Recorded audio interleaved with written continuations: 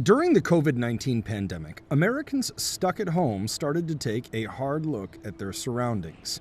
And that has led to a home improvement boom. Furniture retailers, pool companies, and others have seen demand soar and share prices rise.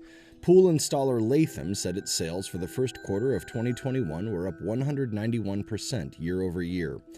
High-end home goods and design company RH said its revenue for the first quarter of 2021 was up 78%. It was down 19% a year ago.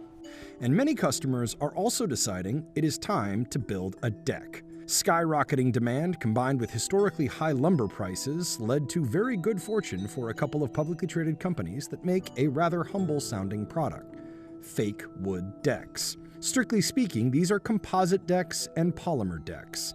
Composite decks are typically made of plastic, often with wood fiber and sawdust mixed in.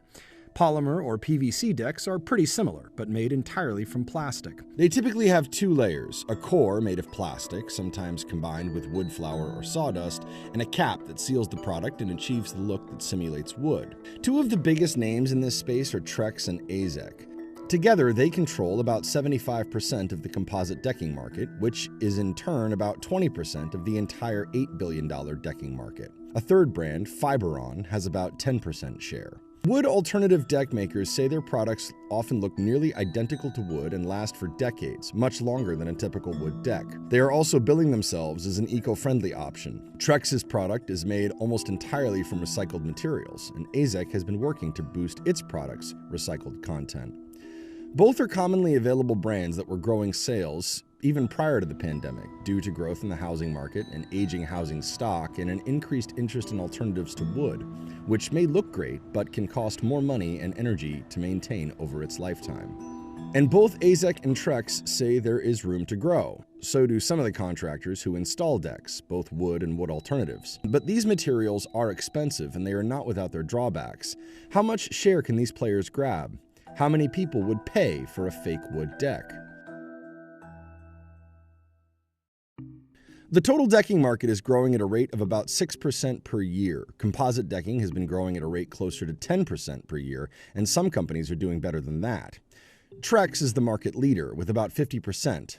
Whereas the Trex company has grown at about 16% average over the last 5 years. Mostly because of our actions on converting wood into composite buyers and bringing more attention to the industry, making sure that we're educating those consumers that there are affordable products that will perform for 25 years plus on their deck rather than installing wood, which will probably have to be replaced between 10 and 15 years at the high end. Trex started in 1988 when a businessman named Roger Wittenberg blended sawdust with recycled plastic to make a park bench. The company started producing composite decking in 1993. Trex then went public in 1999. Its sales have roughly doubled in 5 years, from $440.8 million in 2015 to $880.8 million in 2020. Over the same time, net income has grown from $48.1 million in 2015 to $175.6 million in 2020. In the fourth quarter of 2020, Trex's sales grew 39% over the same quarter in 2019. That is notable because the final quarter of the year is when winter and the holiday season are setting in and construction tends to slow down. By mid-July of 2021, the company's shares had risen more than 700% in the past 5 years. AZEK is second in the industry and markets itself as a more premium product line. It was founded in 1983 as a manufacturer of plastic sheet products for commercial and industrial applications. It later expanded into low-maintenance, high-performance residential building products. AZEK branded trim came out in 1999, and decking and railing followed in the 2000s. TimberTech, its main decking brand, was founded in 1997 and bought by AZEK, then called CPG, in 2012. AZEK went public in June of 2020, and its sales have grown from $632.6 million in 2017 to $899.3 million in 2020. But the company has been losing money. It had a net loss of $20.2 million in 2019 and a loss of $122.2 million in 2020. In each of the categories that we play, it's really important for us that we have technology that gives you a better aesthetic and allows you to have more design flexibility. And so we tend to be the visual leader. We have more we have more types of products, and in each of the categories, we're differentiated that way. Our outdoor living business, which includes decking, really over the last 10 years has had a 14% growth rate. And so really, independent of which window you look at, whether it's 5 years or 10 years, we've seen really, really strong growth, for the category, especially coming into the pandemic. Nevertheless, AZEK shares have risen since the company's IPO. Both Trex and AZEK make use of recycled materials. 95% of what goes into Trex's decking comes from recycled materials. The company buys wood and secures recycled polyethylene, mostly from plastic bags, wrap, and canisters, from its roughly 32,000 collection stations at stores and distribution centers across the United States and Canada. It converts this into decking through a process it closely guards. Most organizations, most manufacturing, they want a very clean, very consistent stream coming into the front part of the manufacturing line, and I'll give you a consistent product at the end of the line. We do the opposite. We get a highly variable raw material stream coming in the beginning of the line, and we'll give you a highly consistent, highly valuable product at the end of the line. AZEK says it uses up to 80% recycled content in its capped composite decking and approximately 50% recycled content in its capped polymer decking. It's investing in raising the recycled material content of its product. For example, the company recently bought a PVC recycling facility. There are a few reasons why demand for these lumber alternatives is growing. The first is an increased interest in outdoor living, a trend that has been growing for years, but that accelerated during the COVID-19 pandemic. The American Institute of Architects' annual Home Design Trends survey shows that interest in outdoor living has been extremely popular in recent years. In its most recent survey, in the first quarter of 2021, architects saw a dramatic uptick in spending on outdoor living space over a year earlier. About 74% of architects surveyed reported requests from clients related to outdoor living spaces. That is about a 20% jump over the same quarter in 2020.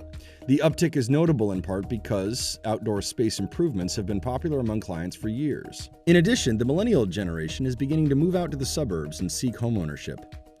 The second reason is long-term cost-effectiveness versus wood. The price of composite decking is generally quite a bit higher than a similar wood product. Trex estimates that composite decking will have a starting cost of $30 per square foot, including installation, whereas lumber, recent dramatic price swings notwithstanding, starts at about half that. Trex has tried to peg the price of its product at no more than twice the cost of lumber. These companies say wood alternatives won't need the same amount of maintenance, no stripping, sanding, or refinishing, and are far more resistant to fading. Both AZEK and Trex say their composite or PVC products will last decades. At the same time, COVID-related demand spiked, lumber prices began to skyrocket. They shot up 275% during the pandemic before finally backing off in May of 2021. There were two things that we needed to do to increase that conversion rate. First was have a product that sold for 2 times the price of wood. It didn't have to be right at the price of wood, but 2 times the price of wood, where it was about a $600 upcharge for the average deck. That was where the consumer is able to say, oh, okay, I can afford that, that makes sense. And once the consumer sees that they can do that, they're actually willing to move up to a higher level of aesthetic as well. While wood has a natural charm to it, many customers are not terribly thrilled with the maintenance. Even before the pandemic, composite decking was still winning converts. So composite boards can withstand years of sun and snow and won't fade, rot, or become termite food. So when comparing composites versus wood, there's really no competition which material is better. Over the 25-year lifetime of a composite deck, the maintenance savings versus wood is in the thousands of dollars. The third reason for rising interest is aesthetics. Using composites and PVC allows for a wide variety of looks. For example, AZEK has several collections with different names like Vintage and Harvest that give clues as to what kind of wood the material is mimicking. We've got an ability now with newer technologies that you can really design the environment you want, whether that's a wood look, a more modern look. And in many cases, and in our case, almost all cases, it's really indistinguishable from the natural equivalent, with the one exception of it's going to look the same for 30 to 50 years, and it uses recycled materials in its construct. Eric Perkins is a contractor in North Carolina who also has a YouTube channel with his brother called Perkins Brothers Builders. He has been sponsored by Trex in the past, but currently has no such relationship with any decking company. Yeah, some of the older products really looked like plastic decking. They were like gray, speckly looking boards. And all the companies have done a great job to really make it look more realistic, make it look more like wood grain and the multicolored of a, wood, natural wood would look. You are going to pay a price for that. And so some people are willing to do that. And the clients that we've had have really loved it. And, but it's one of those things that's, do I want nicer cabinets or do I want a nicer looking deck finish? For a deck that gets a lot of sunlight, a composite or PVC deck will resist fading, but composite decks also get pretty hot since the material is so dense. PVC does not get as hot, but it will be more expensive and has its own limitations. If you have a dark color. So, buyer beware if you're going to get Trex or other composite decking and you're going to put it in direct sunlight and you live in Mississippi, you might want to think about getting the lightest color possible. Obviously, that'll stay a little cooler. The companies in this space think composites can take a lot of share away from wood. They already have in other categories. In siding, for example, wood only commands a 13% market share. Fiber cement, vinyl, PVC, and other materials have all but taken over that segment of the market. Trex has been betting on continued growth for some time. In June 2019, the company announced a multi-year capital investment plan worth $200 million. At the time, executives said the plan was a response to faster than expected conversions from lumber to composite decking. As part of the plan, Trex built a new 200,000 square foot factory. The new building, which opened in January 2021, is part of the $200 million plan designed to achieve a 70% increase in decking capacity. Trex also made upgrades to production facilities in Nevada. Wood accounts for about 78% of the overall marketplace, and Trex especially thinks it can steal more of a share from lumber. There are about 60 million decks in the United States, and about half of them are thought to be past their useful life. While AZEK also wants to grow its decking business, it is also thinking of how it can cluster decking products within a larger outdoor product portfolio. We think that this category is going to continue to expand. We deal with porches, which is the front of the house. As people look at the backyard, it's not just deck. People are doing much more on surfaces.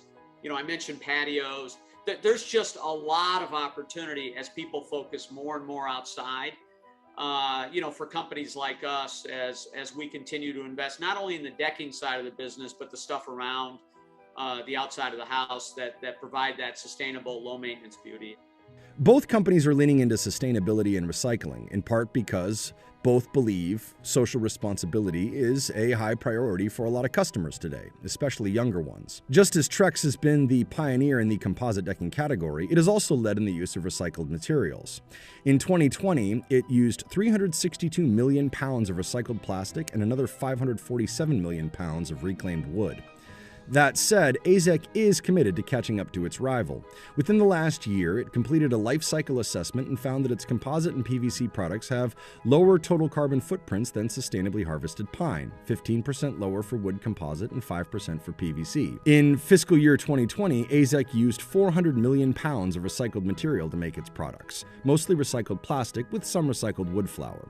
It wants to raise that to 1 billion pounds annually by the end of 2026. It's important not to oversell the sustainability angle, says Eric Perkins. But if they look good, last a long time, and provide minimal worry, they might continue their spread across the country.